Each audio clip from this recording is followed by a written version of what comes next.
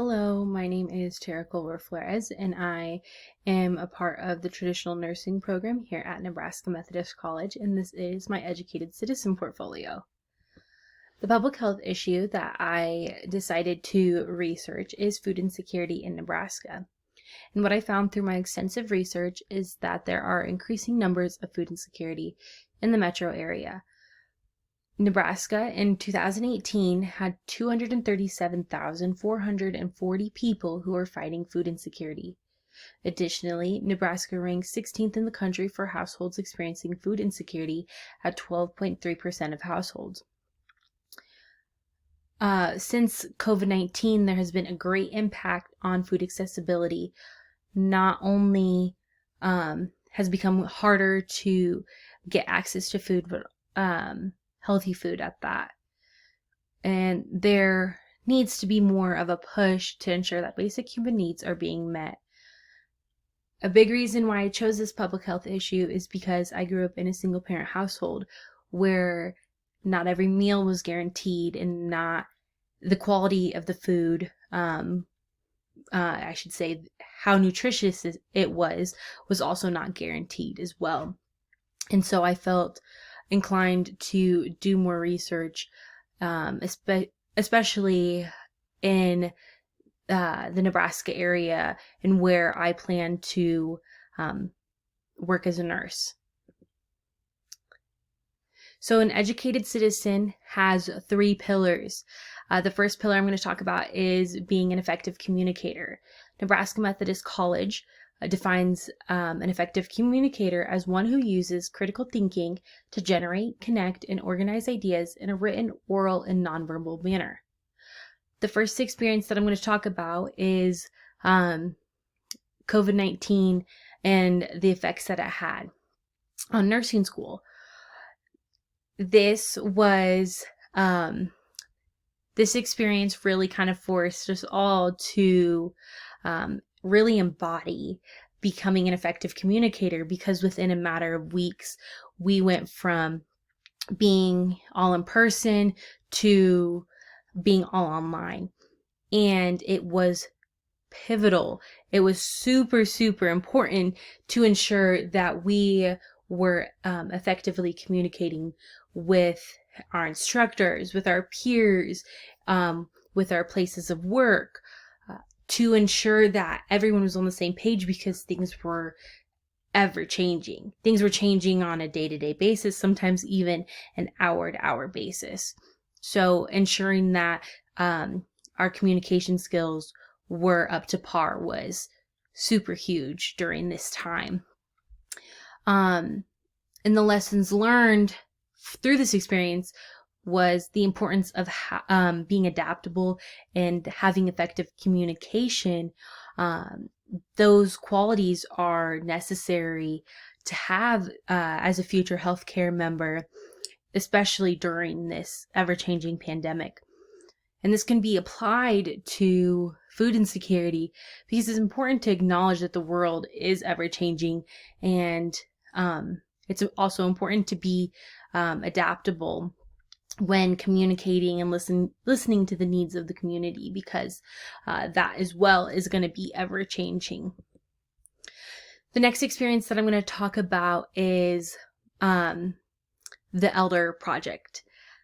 So with this, I went into it thinking that I knew most of the stories that my grandma had to tell, but I quickly learned that I was mistaken. Through effectively communicating, we discussed things that not only I didn't know, but my mom and aunts and uncles, they had never heard these stories as well. So really, also, additionally, learning how to communicate with a variety of ages. I plan on being a pediatric nurse after graduation, and so being able to not only communicate with my little ones, but also the older adult population as well is super huge. And this can be applied to the public health issue, because the community is, as we know, made up of various generations, and it is so important to be able to communicate with people at all age levels, to really understand the needs of the community. The next pillar of being an educated citizen is becoming a reflective individual. Nebraska Methodist College defines a reflective individual as one who routinely engages in habits of inquiry, that influence ways of thinking and actions. The first experience that I am going to discuss is my experience with Nursing 101. This was a very big adjustment for me. School for me was not something that came easy. And not only adjusting to college courses, but also nursing courses at that was something that was extremely difficult for me. I was looking around at my peers who were taking a quarter of the time to study for things and catching on to it just like that. And I was becoming extremely frustrated with this. And I was through a lot of reflecting that I had a lot of back and forth on, okay, well, is this the career that is meant for me? Should I really be struggling this much? And it was through this reflecting that this became a very pivotal moment in my nursing journey, because I really learned that the way that I learn is not like how a lot of my peers learn. And additionally, with that comes not every instructor is going to teach the same way. Some instructors are going to be more hands-on, and some instructors may be more reading off of the slides, and you're going to get that auditory learning. And so ultimately what I learned from this experience is that everyone learns in different ways, and no way of learning is superior to another.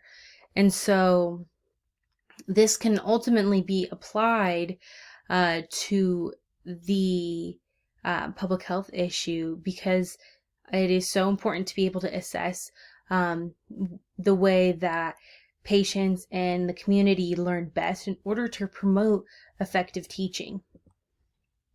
The next experience that I want to talk about is the toll that my mental health took during nursing school. And this was a big thing for me, because I reflected a lot because we were all online, and so there was a lot of downtime, a lot of time that I was alone and working on schoolwork. And nursing school in the midst of a pandemic really limited a lot of my learning opportunities. And that time that I was working on stuff alone, I really had a lot of time to reflect on where I was at in my nursing journey, but also how difficult it was to be self-disciplined, because we went from an environment where we were surrounded by people who were kind of facilitating staying on track and going all online. You're kind of your own facilitator. Additionally, with this experience, once clinicals resumed, we really saw the toll that the pandemic took on the nurses. And really what was learned from this experience is not only the importance of not taking work home, but also having that work-life balance is crucial. And the application of this is something that they tell us from the very beginning, is to take care of yourself. Because if you're not taking care of yourself, you cannot provide the best care to your patients. So the last pillar of being an effective or an educated citizen is being a change agent. And a change agent is one who uses the disciplines of the liberal arts and sciences to analyze historical and contemporary situations and systems to develop cultural competence and to take appropriate initiative to effect change. The first experience that I'm going to talk about is my experience in 2010 with the teaching project.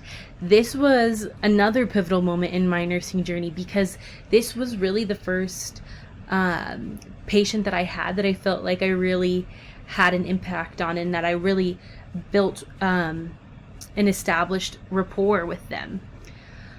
I did not just walk in and say, hey, you need to do this, this, and this, and this is what you're doing wrong, and this is what you need to change. I walked in and had a discussion with him. I was making small talk. We sat down and we talked about record players, and we compared our collections, and then we kind of worked our way into his favorite meals and how we could modify those meals to better fit his dietary needs. And so what I really learned from the situation was the importance of building and establishing rapport with the patient, because it wasn't just me going in and saying, this is what you need to do. It was actually feeling like I was making and having an impact on this patient. And this can be applied to the public health issue, because building and establishing a relationship with the community is huge in order to provide effective resources. The next experience that I'm going to talk about is my pediatric rotation. I was so excited to start my peds rotation, but the addition of parents was a whole new dynamic to adjust and get used to. But there was specifically one experience that I had with new young parents and educating them on bottle feeding. And in these pictures above, these are my little brothers. So my mom had triplets and then a bonus baby shortly after. So currently they are there's 4 boys that are 4 and under. So at the time of this rotation, I really had, because I was also living at home, I really had a lot of experience with bottle feeding. And so I talked with the parents and I said, okay, these are things that I found that work effectively with my little brothers. Maybe this is something we can try here when struggling to first start getting the hang of bottle feeding. And what lessons were learned is ultimately assessing the situation to better understand their level of knowledge in order to provide the appropriate knowledge effectively. So seeing the gaps in the gaps in knowledge and how we can appropriately provide education. And this can be applied to the public health issue, because in the community setting, you're not just working with one patient, you're working with everyone. So being able to assess gaps in knowledge in the community in order to provide effective teaching and education. So over the last 4 years, I have become an educated citizen through learning how to effectively communicate, reflecting on experiences, and being a change agent. There were so many opportunities and experiences that I had that ultimately built me up and built up my confidence to become the educated citizen that I am today. And being an educated citizen will ultimately help me in my future nursing journey and providing the best possible care for my future patients. And these are my resources. Thank you.